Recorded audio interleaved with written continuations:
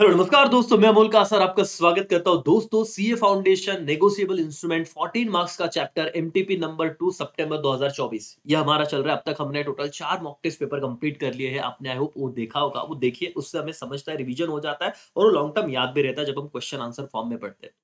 भाई और बहनों, जब हम बात कर रहे हैं एमटीपी सेकेंड एमटीपी सितंबर 2024, हमें ये देख के समझ जाना चाहिए था कि क्वेश्चन यूजुअली दो पूछे जाते थे, 7 और 7, लेकिन यहाँ पे 7 4 3 ऐसे सीक्वेंस है। क्वेश्चन नंबर 4 और 6 यहाँ पे आपको ये पूछे गए सवाल है। ठीक है, देखेंगे, सीधा हम जाएंगे। चेक से रिलेटेड क्वेश्चन है, बहुत इंपॉर्टेंट क्वेश्चन है बेटा। कि उन्होंने पूछा, what is cheque under negotiable instrument act 1881, who are the parties involve, second question, and what are the essential element, तीसरा क्वेश्चन। तो ऐसे टोटल 7 मार्क्स का ये सवाल था।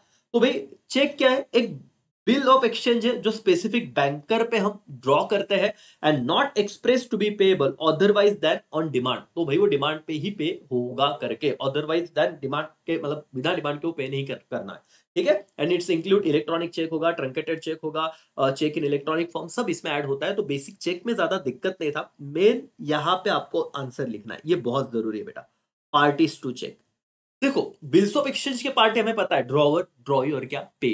प्रोमिसरी नोट नोट के पार्ट हमें पता है, एक मेकर है, एक पे है। लेकिन चेक के पार्टीज क्या है? तीन पार्टी है बेटा। सबसे पहला है ड्रॉवर। अब नाम तो लिखना है, लेकिन आपको बोलना है कि भाई कौन रहेगा ड्रॉवर। देखो, मैं सिंपल सी बात बताता हूं बेटा, कि ये एक व्यक्ति है जिसने गुड्स सेल किए हैं। ठीक है, और ये व्यक्ति है जिसने गुड्स बाय किए हैं। इसका नाम अपन ए देते हैं, इसका नाम बी देते हैं। और ट्रांजेक्शन हुआ था सपोज 10,000 रुपए का। ठीक है, तो मुझे बताओ, चेक कौन देगा? देखो, बिल्स ऑफ एक्सचेंज तो कौन ड्रॉ करता था? सेलर, है ना। लेकिन अब इसके केस में सेलर के पॉइंट ऑफ व्यू से ये कौन हो जाएगा भाई? डेटर हो जाएगा ना, क्योंकि ए को बी से पैसे लेने। क्यों समझा रहा हूं, अभी थोड़ी देर में समझेगा, आपका लैंग्वेज बन जाएगा, कंसेप्ट समझो। सेलर के लिए बायर कौन हो जाएगा भाई? डेटर हो जाएगा सेलर का, है ना। तो चेक कौन देगा? तो बायर देगा ना। ये 10,000 का चेक ले लो, समझ में आ रहा है? तो कौन चेक ड्रॉ करेगा? डेटर। तो देखो यहाँ पे, देखो ड्रॉवर कौन है? The person who draws cheque, that is make the cheque. यहां पे देखो डेटर दिया हुआ है, और बहुत बच्चों को लैंग्वेज समझता नहीं डेटर क्यों।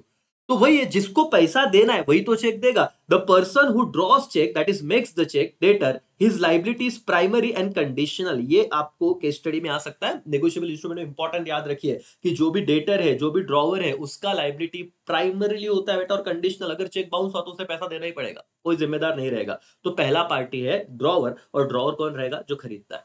ठीक है, लेकिन ये चेक दे रहा है सपोज एसबीआई बैंक का। ठीक है, तो बैंक पे जाके ही पैसा लेना पड़ेगा, ऐसे थोड़ी ना भी घर पे आ जाएगा। तो ये देखो, ड्रॉई कौन होता है, ये सबसे इंपॉर्टेंट है। कोई भी बैंक अपने हिसाब से लिख लेना, मैंने एसबीआई का एग्जांपल लिया हुआ है। A specific bank on whom check is drawn, he makes the payment of the check. In case of check, ड्रॉई is always क्या बेटा? बैंकर। तो अगर आपको दूसरा पार्टी बोलना रहा, तो आप चेक में सेकंड पार्टी क्या कहोगे बेटा? ड्रॉवी। और ड्रॉई कौन रहेगा? ड्रॉवी ऑलवेज क्या रहेगा? बैंक। तो पहला पार्टी क्या था? ड्रॉवर। ड्रॉवर कौन है? जो person who draws the cheque, मतलब डेटर रहेगा ड्रॉवर। ड्रॉई ऑलवेज कौन होगा? बैंक। याद रह जाएगा राजा। और तीसरा है पे। पे, the person named in the, जैसे इस व्यक्ति ने मेरा नाम लिखा था, सेलर का नाम लिखा था, तो जिसे पैसा मिलता है, जिसका नाम इंस्ट्रूमेंट में होता है, उसे क्या कहेंगे हम लोग? पे ही कहेंगे। The person named in instrument, the person in whose favour cheque is issued, to whom और to whose order of the money is और by the instrument directed to be paid. जिसके ऑर्डर पे पेड करने का उन्होंने लिखा हुआ instrument में कि ये बंदा आया तो इसे पैसे दीजिए, इज कॉल्ड पे। The pay may be the drawer himself, और थर्ड पार्टी पे कोई भी हो सकता है, ड्रॉवर खुद हो सकता है, थर्ड पार्टी भी हो सकता है, कोई प्रॉब्लम नहीं करके। तो भाई और बहनों, यहाँ पे इस चीज को, सेल्फ पेमेंट की बात कर रहे हैं, तो पे में भी हो सकता है ड्रॉर हिमसेल्फ, या तो थर्ड पार्टी भी हो सकता है। अब यहाँ पे ध्यान दीजिए, यहाँ पे ध्यान दीजिए, बहुत अच्छे से ध्यान दीजिए। आपको तीन पार्टी समझे चेक के बेटा? क्या था? एक ड्रॉवर, ड्रॉई और पे। देखो, आपको बिल्स ऑफ एक्सचेंज जैसा ही नाम दिख रहा है, लेकिन इसका एक्सप्लेनेशन थोड़ा अलग है। यहाँ पे ड्रॉवर कौन है? जो बायर है, मतलब डेटर। ड्रॉई कौन है? बैंक है। और पे कौन है? जिसके फेवर में चेक है। इतना लिखो, खत्म हो गया। अब आप देखोगे इसेंशियल एलिमेंट लिखना, बहुत, ये लाइन बहुत इंपॉर्टेंट है। According to definition of cheque under section 6। अब चेक का सेक्शन 6 मैंने वापस बताया ना आपको। देखो कितने अल्फाबेट है बेटा, 1 2 3 4 5 6। देखो, 1 2 3 4 5 6, सेक्शन क्या आएगा? 6। अकॉर्डिंग टू सेक्शन 6, ऐसे कुछ मेमोरी टेक्निक है, इलॉजिकल लॉजिकल जो भी बोलो, लेकिन याद रखो, चेक चेक आया तो सेक्शन 6 तो याद रह जाएगा, है ना। चेक इज ये एक टाइप है, एक प्रकार है, एक पार्ट है बिल्स ऑफ एक्सचेंज का। दस इट शुड फुलफिल, बाकी सारे फीचर तो होने ही चाहिए, लेकिन ये तीन इसेंशियल कंडीशन है। पहला, all the essential characteristics of bills of exchange का कंप्लीट होना चाहिए। इसमें उन्होंने सब लिख दिया, आपको बाकी कुछ लिखना ही नहीं था कि राइटिंग में होना चाहिए, फलाना ढिकना, कुछ नहीं, एक्सेप्ट करो वगैरह कुछ नहीं। आप ये बोलना कि जो बिल्स ऑफ एक्सचेंज के कैरेक्टरिस्टिक्स है वो तो होने ही चाहिए। All the essential characteristics of bills of exchange, cheque must be drawn on specific banker, है ना, drawee, and it must be payable on demand. बस ये तीन चीजें लिखो, खत्म हो गया आंसर तुम्हारा। 7 मार्क्स का आंसर डन। क्या आपको मजा आया बेटा एवरीबॉडी? कितना सिंपल सवाल था, और आप अभी अपने मन में सबकॉन्शियस माइंड में से रखिए मत कि मेरा एमटीपी बाकी है। वन शॉट में अगर देख रहे हो तो भी खत्म हुआ, इंडिविजुअल देख रहे हो तो भी दिक्कत नहीं करके। तो यहाँ पे हमने कंप्लीट किया चेक का कंसेप्ट, ठीक है। 7 मार्क्स का क्वेश्चन था, आपके 7 मार्क्स डन, एमटीपी 2 सितंबर 24। अब हम आते हैं दोस्तों क्वेश्चन 6A पे, जो आपको पूछा गया है। सिंपल सा क्वेश्चन है। नकुल ने प्रोमिसरी नोट ड्रॉ किया इन फेवर ऑफ सहदेव। देखो ना, प्रोमिसरी नोट मतलब क्या बेटा, ये रहा होगा, मतलब इसको पैसे देने होंगे, सहदेव से कुछ खरीदा होगा। तो नकुल बोल रहा है सहदेव को कि भाई मैं तेरे को प्रॉमिस करता हूं कि इतना पैसा इस टाइम पे मैं दे दूंगा। तो नकुल ने सहदेव को प्रोमिसरी नोट दिया, कितने का, 10,000 रुपए का, एंड डिलीवर हिम, ठीक है। Sahdev endorse the promissory note in favour of Arjun. अब समझना क्या हुआ, सहदेव को पता है कि नकुल से पैसा आने वाला है, और सहदेव को अर्जुन को पैसा देना था। तो इसने क्या किया, सहदेव ने वो प्रॉमिसरी नोट किसको दे दिया, अर्जुन को दे दिया। भाई अर्जुन, नकुल तुझे इस टाइम पे पैसा दे देगा। ये समझा ना, यहां तक समझा, ठीक है, हाँ। But deliver to Arjun agent, Arjun के एजेंट को दे दिया। अब ध्यान से समझो, नकुल ने किसको प्रॉमिसरी नोट दिया, सहदेव को। सहदेव ने किसे दिया, अर्जुन को देना था, लेकिन किसके हाथ में दिया, अर्जुन के एजेंट के हाथ में उस प्रॉमिसरी नोट डिलीवर कर दिया, इंडोर्स कर दिया। सब्सिक्वेंटली जो एजेंट था वो मर गया। देखो सीए वाले भाई ऐसे केस घुमा देंगे क्या, मतलब बच्चे बोले क्या चल रहा है, ठीक है ना, समझा। अर्जुन के एजेंट को दिया, एजेंट मर गया, and promissory note was found by Arjun in his agents table drawer. और उसके मौत पे अर्जुन गया रहेगा, बहुत दुख हुआ, गया और उसके घर पे देखा ड्रॉवर में से घूम रहा होगा, तो यार प्रॉमिसरी नोट दिख रहा है उसके नाम से, ऊपर लिखा होगा उसका नाम। तो अब क्या होता है, अर्जुन ने केस किया नकुल पे, क्योंकि अल्टीमेटली किसका नाम था, अर्जुन को कौन पैसा देने वाला था, Nakul. For the recovery of promissory note, whether Arjun can recover the amount under the provision of negotiable instrument act. बताइए क्या अर्जुन पैसा रिकवर कर पाएगा क्या? 4 मार्क्स का सवाल है बेटा। मैंने हमेशा बार बार कहता हूं, कॉन्ट्रैक्ट को इज्जत दो, वो तो आप पढ़ ही रहे हो, लेकिन ये 14 मार्क्स का चैप्टर, इसमें आपके मार्क्स बनने ही चाहिए बॉस, है ना। छोटा चैप्टर और भर भर के मार्क्स, कंपनी छोटा चैप्टर भर भर के मार्क्स, तो ये आपको बहुत सुपर करने अगर आपको लॉ में पास होना है तो। बताइए क्या होगा सर। तो एज पर section 48 of the negotiable instrument act 1881, promissory note, bills of exchange या cheque payable to order is negotiable by the holder by endorsement and delivery thereof. तो इंडोर्स कर सकता है, ऐसा उन्होंने सेक्शन 48 के हिसाब से कहा। तो कोई प्रॉब्लम नहीं भी कि आप लोग जो भी नेगोशिएबल इंस्ट्रूमेंट है उसे इंडोर्स कर सकते हो। तो पहला सेक्शन का यहाँ पे रेफरेंस आया सेक्शन 48, ठीक है। सेक्शन याद नहीं रहा तो भी कोई दिक्कत नहीं। Further, delivery of instrument is essential whether instrument is payable to bearer or order for effective negotiation। अच्छा भाई, कि देखो अर्जुन को डिलीवर तो किया, यहाँ पे डिलीवरी का बहुत अच्छे से उन्होंने एक्सप्लेनेशन दिया हुआ है, प्रोविजन बताया हुआ है। डाउट यही रहेगा बच्चों को कि अर्जुन के हाथ में बिल नहीं दिया ना, मतलब प्रॉमिसरी नोट नहीं दिया। प्रॉमिसरी नोट किससे दिया गया, अर्जुन के एजेंट को। तो यही आपको प्रोविजन लिखना पड़ेगा। The delivery must be voluntary. तो डिलीवरी के बारे में बता रहे कि डिलीवर करना है नेगोशिएबल इंस्ट्रूमेंट, वो वॉलेंटरी होना चाहिए, फोर्सफुली नहीं होना चाहिए। And object of delivery should be pass the property of the instrument to the person to whom it is deliver. Property मतलब ओनरशिप को पास करना, ये ऑब्जेक्टिव होना चाहिए। The delivery can be actual और कंस्ट्रक्टिव। अब एक्चुअल डिलीवरी मतलब क्या, एक्चुअल डिलीवरी का मतलब होता है takes place when the instrument change hand physically. Amol Kasar ने अर्जुन को directly hand by hand face to face दिया, ठीक है। तो ये एक्चुअल डिलीवरी हुआ। व्हाट इज कंस्ट्रक्टिव डिलीवरी, देखो ये भी रिवाइज हो रहा है।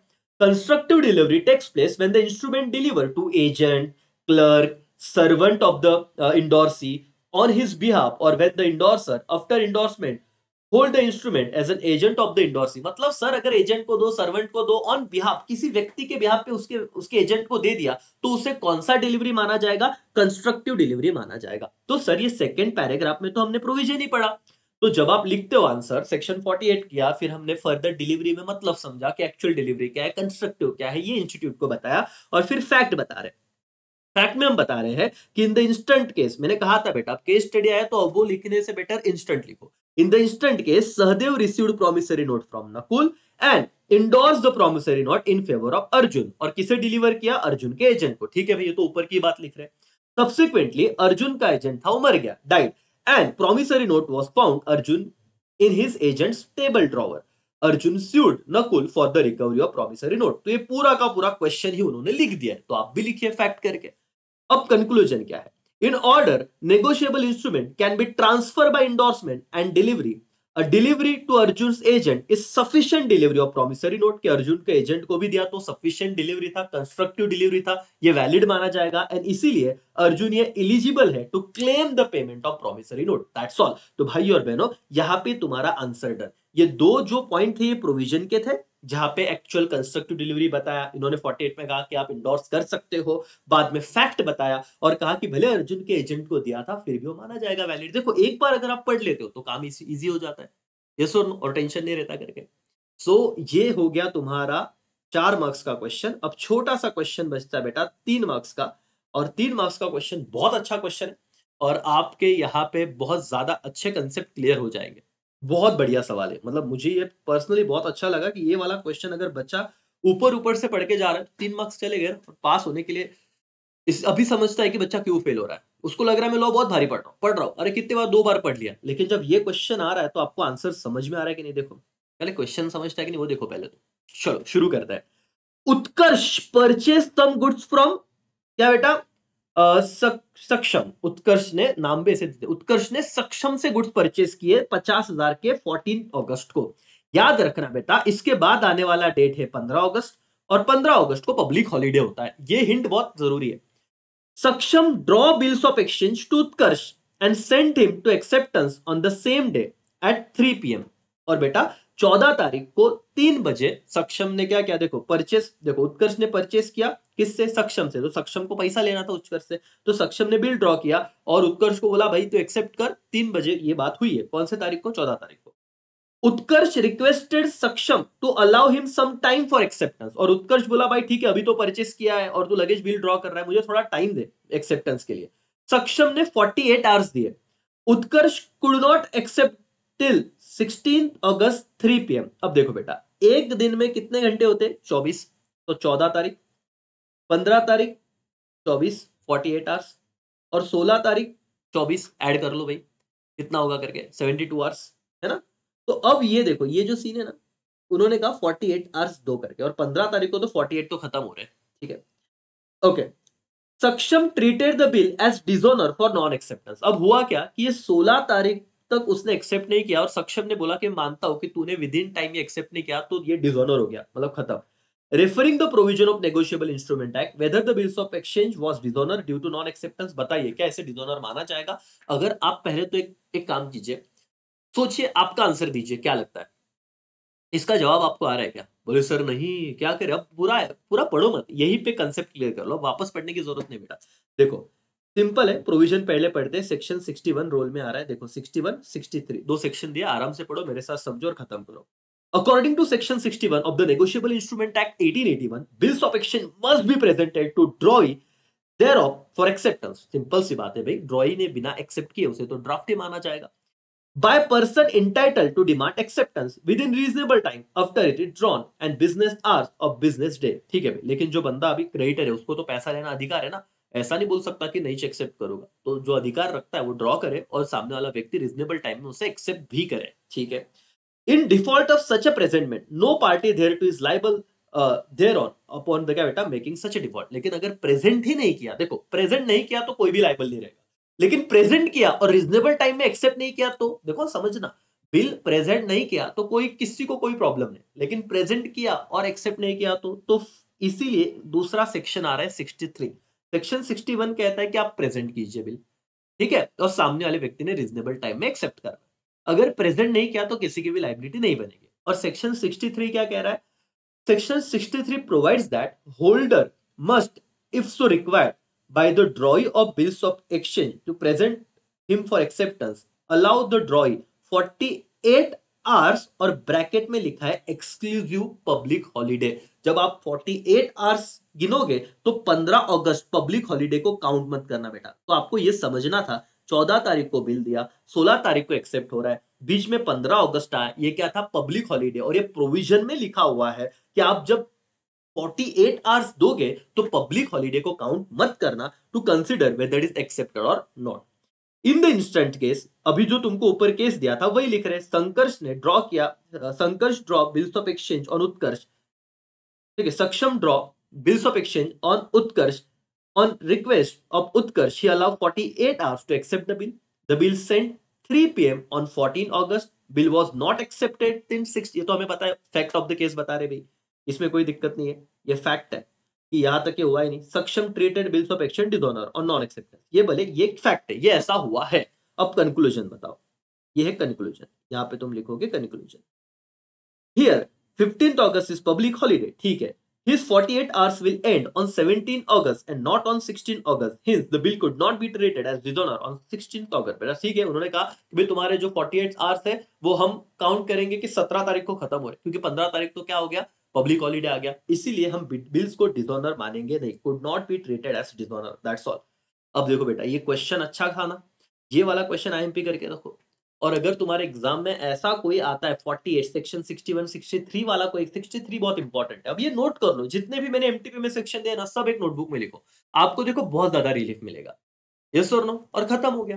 तो हमारा अब तक 5 एमटीपी एक मेन पेपर डन कर दिया। सितंबर करेंगे, जैन करेंगे, और जितने भी हो भाई सब करेंगे, और इंस्टीट्यूट को समझेंगे कि वो क्या कर रहा है। ऐसे पढ़ो, दिक्कत नहीं आएगी बेटा, ठीक है। और ऐप डाउनलोड करना बिल्कुल ना भूले।